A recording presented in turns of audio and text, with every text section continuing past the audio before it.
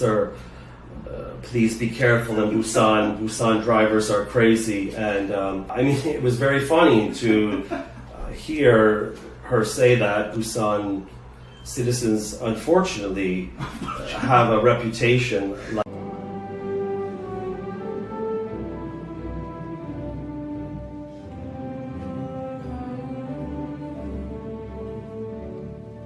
Hi, hello everyone. So, would you introduce yourself? Sure, my name is Mark. Yes, I come from Kitchener, Ontario, Canada.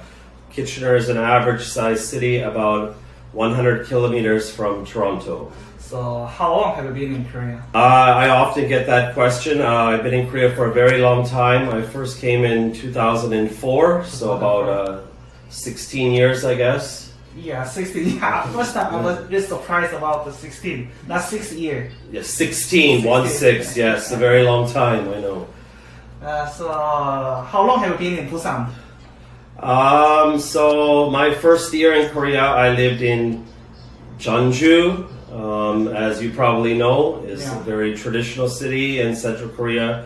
And the rest of the time, so about 15 years, has been in Busan. 15 years in Busan. Yes. So long time. Yes. So thank you for that, because the reason I make this video is I want to gather the foreigners' idea about my hometown. Sure. Yeah, because I cannot recognize my hometown as foreigner's eye, because I haven't living here, so I cannot see any different opinion about my hometown. But you maybe, is it rude to say you are foreigner, so you have some different idea about hometown? If I say like that, No, not at all, not at all. But I'm not separate. You are foreigner and I'm native Korean. I don't want to separate that, but No, I need yeah. some idea about the different point of view to my hometown. Sure, and I hope I can help you through this interview. Sure. Okay. So first thing I want to ask about it is what is the most big cultural difference between Canada and Korea? I mean, before coming to Korea, I researched a lot about that. I guess there weren't so many resources or tools at that time, but I did my best to research on the internet, and I did speak to one former colleague who had been in Korea already, but I don't think that really helped so much. I don't think you can really understand until you experience it yourself. So, I mean, it's a very long time ago now. I was just kind of a kid at that time, but some things that really stand out that were huge culture shocks for me when I first came to Korea was first,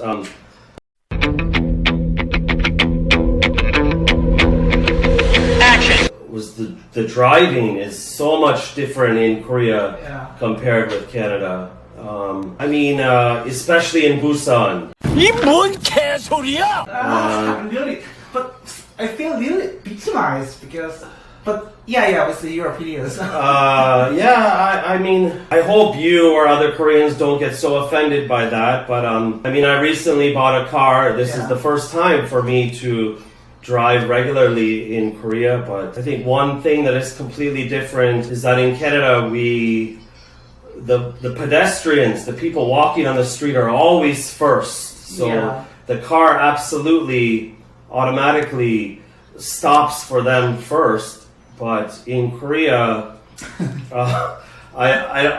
it was kind of shocking for me, and still sometimes when I'm walking on the street, remind myself or just be a little bit extra careful because the cars usually automatically go here first. And I don't mean that they're trying to be rude or anything, but it's just completely different driving culture in Korea compared with Canada. So you think the Korean driver are not care about the pedestrian worker? Not necessarily. I just think the style on the road, or not the manners, just the style on the road, I guess, and the system is completely different from Western countries, I guess. So the system prefer more driver than the worker. You think? That's just how it's become over the years, I think. And another thing that I noticed, and I have a Korean wife. I don't think I mentioned that, and. I remember many years ago when we were just dating, I kind of said to her, like, honey, like, why do bus drivers and taxi drivers drive like that? Like, they drive so fast and so aggressive. Like, especially the bus drivers, they constantly like stop and go and drive very fast. And I remember my wife saying like Mark, like she kind of mentioned, like, I don't know if it's true or not, but I kind of agree with her now. Like, the taxi and bus drivers are, she said, they're kind of the king of the road in Korea. So I don't know if that's necessarily true, but I guess taxi drivers are kind of, that's their job. They're trying to make a living. And I understand now, after so many years of living here, that bus drivers are on a tight schedule that they're trying to follow. So they probably feel in a big rush usually. But Yeah, because as a native Korean or native Busan people, I get priority to the taxi driver because that is their job. So to me, I also important person, but on the world, I want to give more priority to the taxi driver. Yeah, they are so aggressively and they don't follow the law on the world. As your wife say, they are king. yes, right. Yeah. I feel like that now. Okay, so your first cultural shock was the driving system. Yes, absolutely. So drivers and as a worker, you feel not safe on the road in Korea. I never really felt in big danger. I mean, before I bought a car, so for many years in Korea, yeah, I was a pedestrian. I was walking a lot outside. I never really felt in danger, but I just felt I just had to be very careful when I was walking. Just have an extra look before crossing the street and stuff.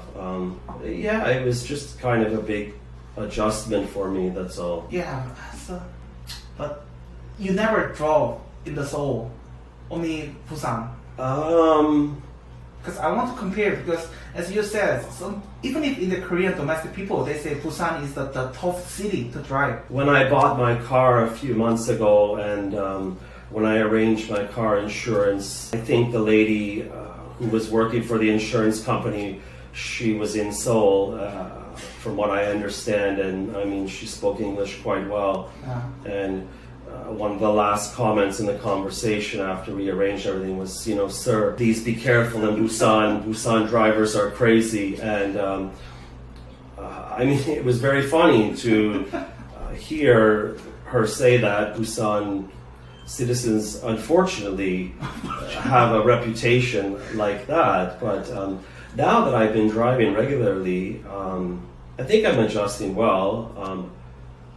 I was always kind of scared or hesitant to drive or have a car in Busan, but now that I do, I have no problems. I enjoy driving and listening to the radio or listening to music. I mean, it's fine.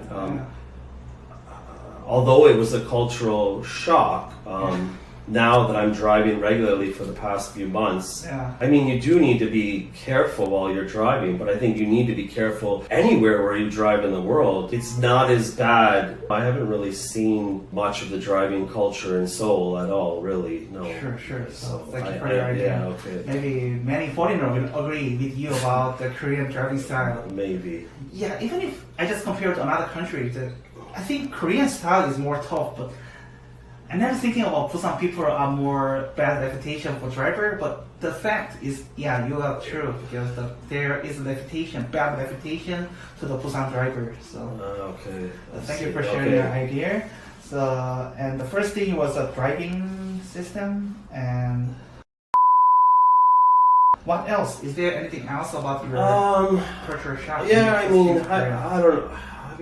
Was it a cultural shock or not? I don't know. I mean, the food here is quite different than Western food, of course. But it was also something that I really enjoyed when I first came to Korea, was experiencing many different kinds of food.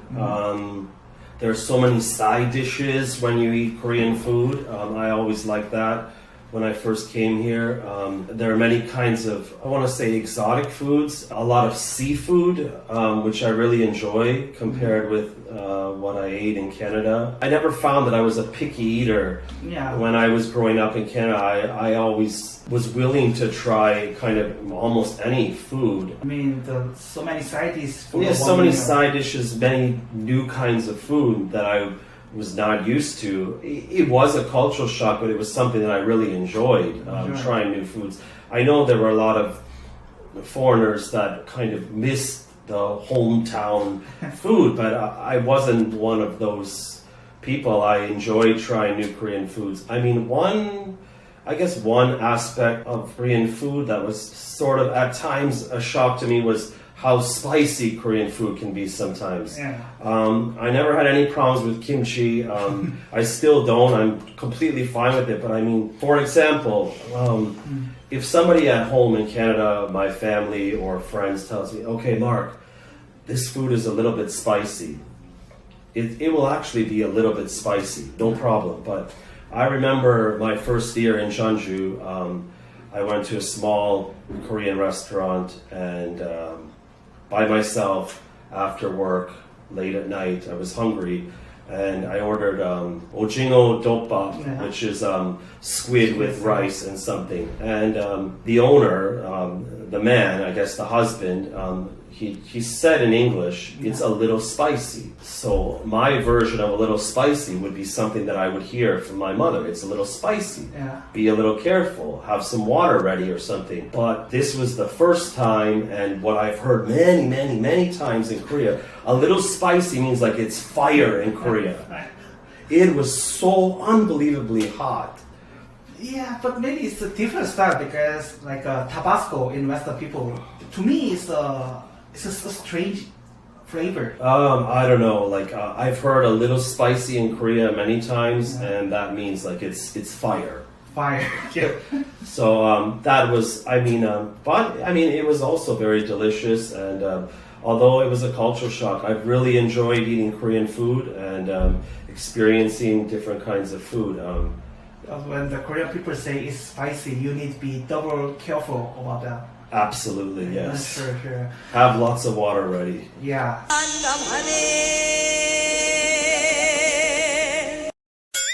Over so many years, I've kind of felt very proud that I'm living in Busan, and I kind of felt a part of Busan. I feel like Busan people are very strong and proud to be from there. I don't know if people from Seoul are like that or not. I've never lived there. I cannot say.